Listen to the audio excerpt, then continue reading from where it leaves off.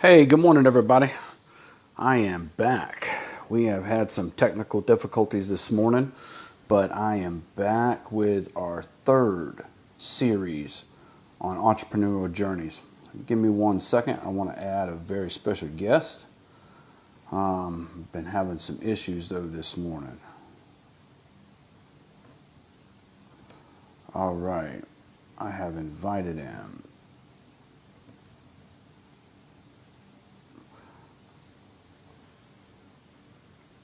All right, I see you, Duke, and we are adding you as we speak. Good morning. Morning. Wow. Well, there may be some people who've seen our earlier blooper reel, but I believe I deleted it quick enough that maybe only one or two people seen it. So a lot of people don't know exactly why we're laughing. True. But either way, so it's Tuesday morning. This is number 3 of Entrepreneurial Journeys. And you and I are friends. I know you. We've spoke before, and I thank you for being willing to come on the show and help me get this launched. But for people who don't know who you are, I have a wide audience here in this group. Lots of people in South Florida. I know you're familiar with South Florida. A little bit. People in California, North Texas, New York, all over the place in this group. So tell us who you are.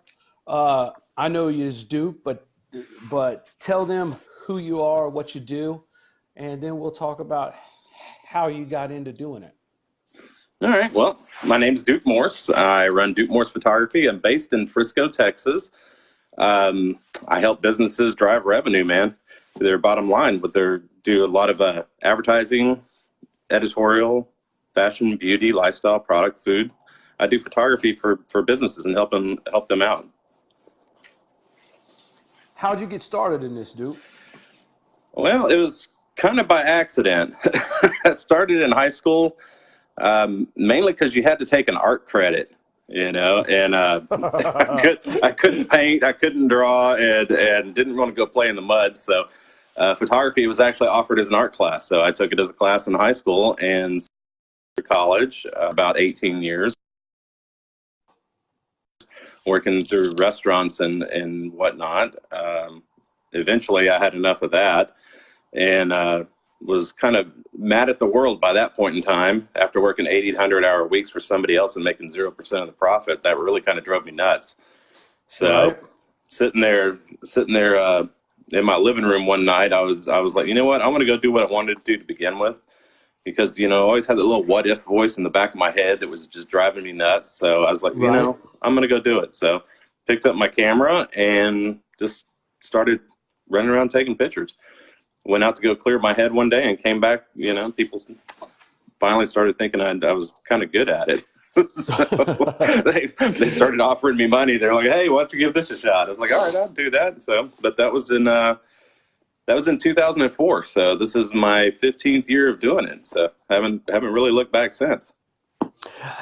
I know when we first met, you was telling me a little bit about your journey, about how you was training other people, and the people you were training were going on to get magazine cover shoots. Oh, man. And they were going on to enjoy lots of success while you kind of was waiting for your moment of success, and you was watching them all surpass you, so to speak. Talk a little bit about that, about what that felt like, how having to watch that, and when it broke through. On one hand, one hand it's kind of discouraging, Right. you get that always a bridesmaid, never a bride type of feeling. One hand it's a little bit discouraging. On the other hand, I really like watching them succeed. I really like seeing them, achieve their dreams. And yeah, my dream's still out there, and it's, it'll always be coming, because I'm always trying to push a little bit more, a little bit more, a little bit higher, and that's just the way it is, I always try to get better, always try to learn, always try to get better. So, but it really, it encourages me, I love seeing these guys just get out there and hit home runs after home runs. And, knowing I had a little bit of help in that is, it's kind of heartwarming at the same time. So some days it's a little bittersweet, some days it's, most days though, it's more heartwarming for me than anything. What do you take the most pride in photographing? Not so much what you currently do, but maybe an assignment in the past that you was really proud of. Oh Lord. Oddly, it wasn't an assignment from a client. It was just me going to shoot. It was more of a personal assignment than anything. But I remember I was driving back from Las Vegas, Nevada. I was just finished teaching a workshop out there called the Muse Masters, where it was myself and we had a whole bunch of models and photographers, but it was a fairly large workshop out there. We're driving back, stopped off in Page, Arizona, out in the middle of the desert, in the middle of nowhere. There happened to be a bunch of slot canyons out there, and I remember going in there, and it was December. It was the absolute worst time of year to go shoot this stuff because you don't get any of the nice, pretty rays of light coming in there. But I remember going in there, and it was myself, just the Indian guide, because you have to have a guide since it's on reservation land to go shoot in there. And I had myself, the guide, and one other couple, and the guide's in there actually playing music on an old hollowed out wooden flute, and it was just the four of us in there. So it was really kind of mystical and awe inspiring. And that's probably one of my favorite shoots to date. And matter of fact, ever since that shoot, I've gone back there three more times to go shoot it even more, simply because of that. Sounds cool. It is cool. It's definitely cool. You should try it someday. Let me ask you this. All right. Prior to you taking off with your photography dream, what was you doing then? Well, I ran restaurants for 18 years.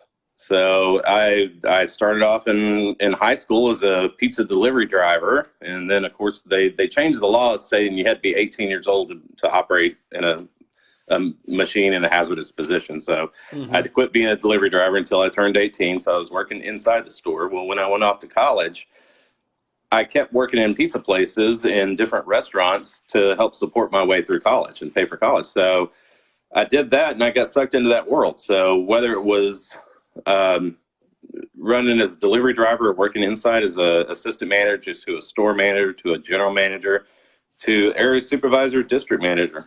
I worked a lot of years in restaurants and kind of got sucked into that world. Well, as most people, if anybody's ever worked in a restaurant before, they know that those industries, they suck the life out of you. They really do. Sure. They demand a lot, especially if you're in management, because pretty much, the buck stops here, and if anything goes wrong, you got to fix it.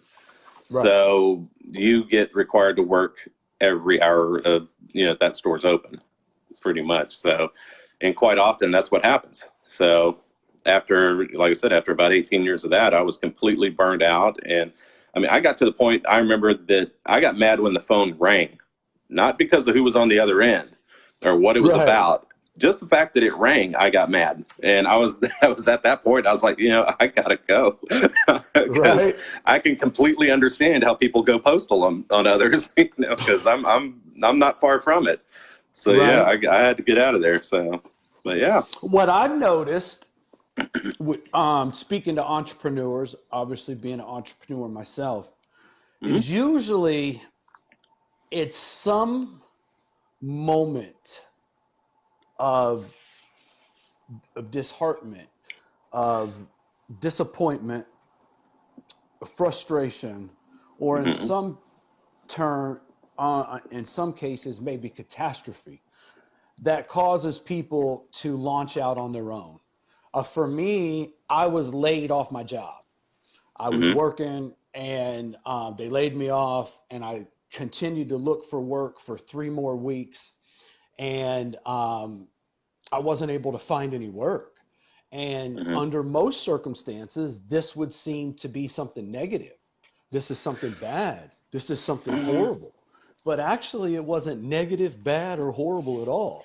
It was actually great, because had I never been laid off my job, or had the Lord answered my prayer and allowed me to get another job, then I'd have never started my own business. And if I'd have never started my own business, I'd have never started down this entrepreneurial journey. And so actually, I kind of look back at that day I was laid off my job as getting a new life. You know, what would be a challenge since you've started your business that was at the time, maybe it seemed difficult, maybe it seemed insurmountable, maybe it it was something you put a lot of effort into and you didn't get it, and maybe it was crushing and you had some second thoughts about even doing this? Have you ever reached a point like that, then press forward anyway, and went and either learned something or went on to a higher level of success? Has that happened for you? Yeah, it seems like it happens almost every day. I mean, because truthfully, if you're not challenging yourself, then if you're not scared to death, then you're probably not challenging yourself enough. I like that.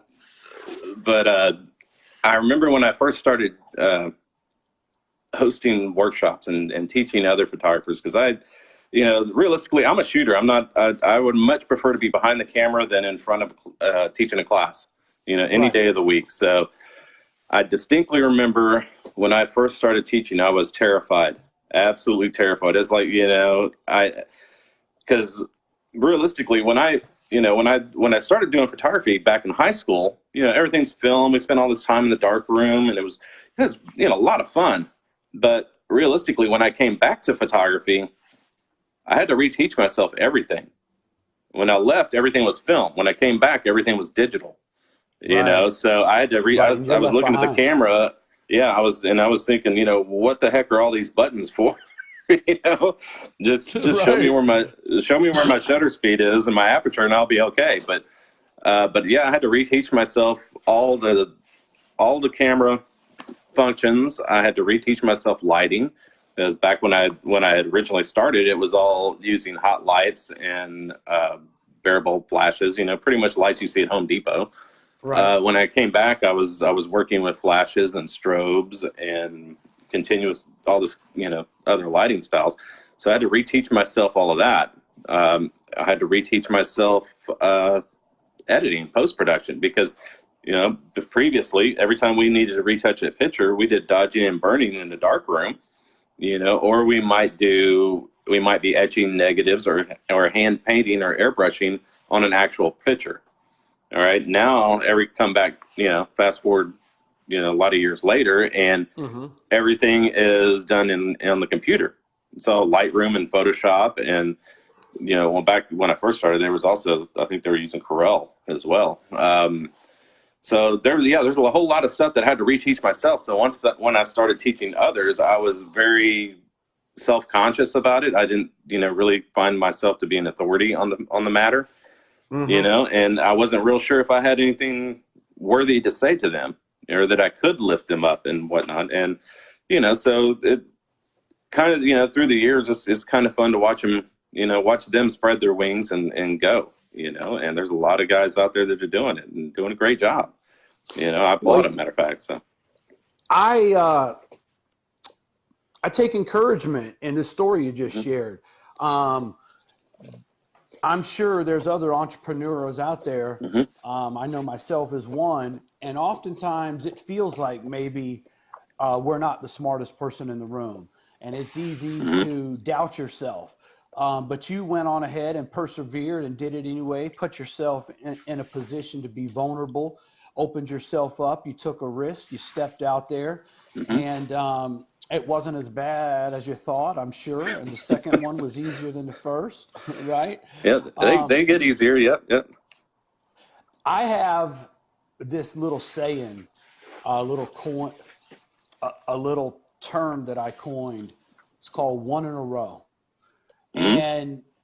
And basically what that means is whenever there's something new, a new challenge, a new task, maybe it's something difficult and you get started, well, the second one's going to be better than the first one, but you can't get to the second one until you do the first one.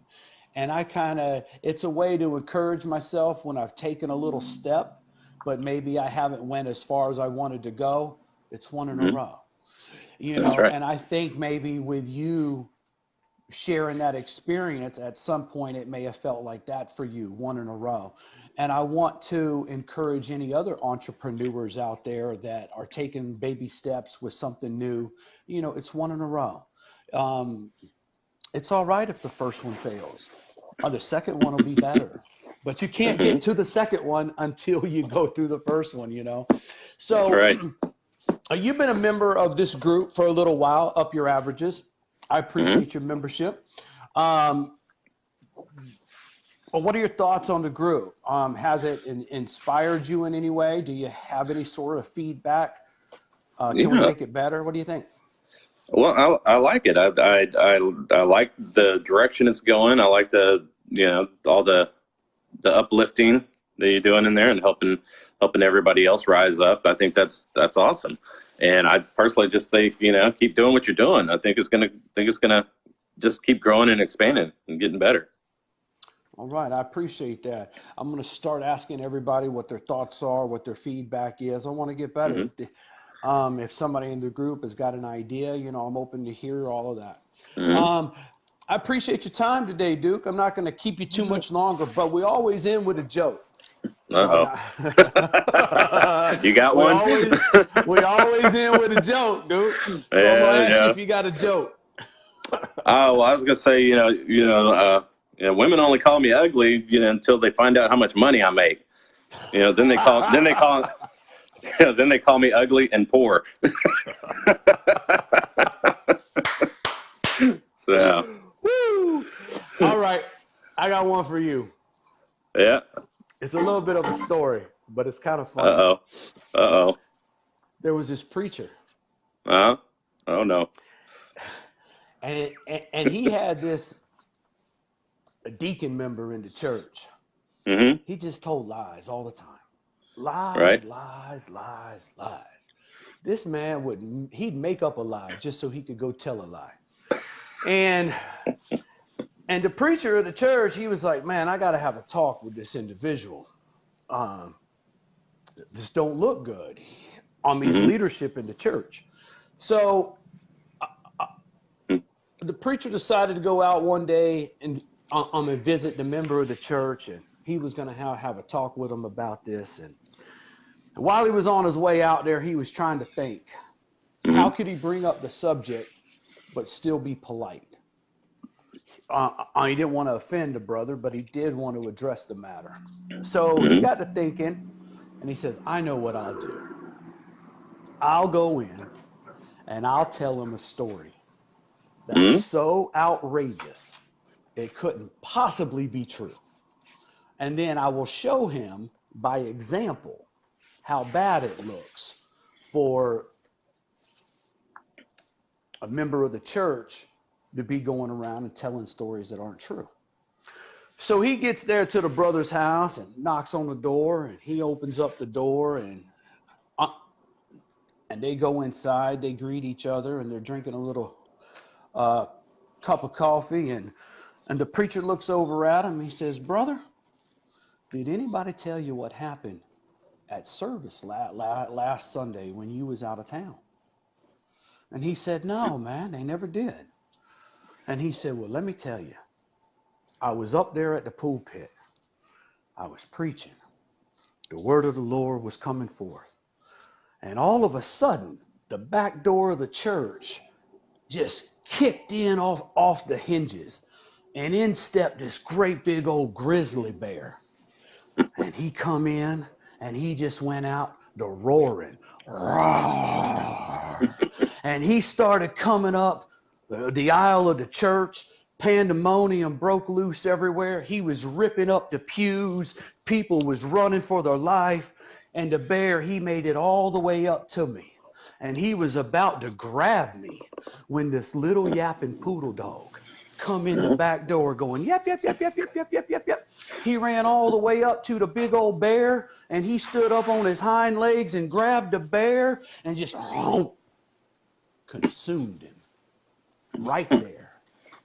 He said, now, brother, do you believe that? And the brother looked at him and said, why, sure I do. That was my little poodle dog. That's right. Own it. Oh, man. Well, I hope I made you laugh. I hope I made somebody else laugh. Hey, Duke, man, I appreciate you, man. You're a great member of the group. You're a great friend. You always know all the best places to eat. And thank you for your participation today. No worries. Thank you for having me. All right, buddy. I'll talk to you later. All right. Bye.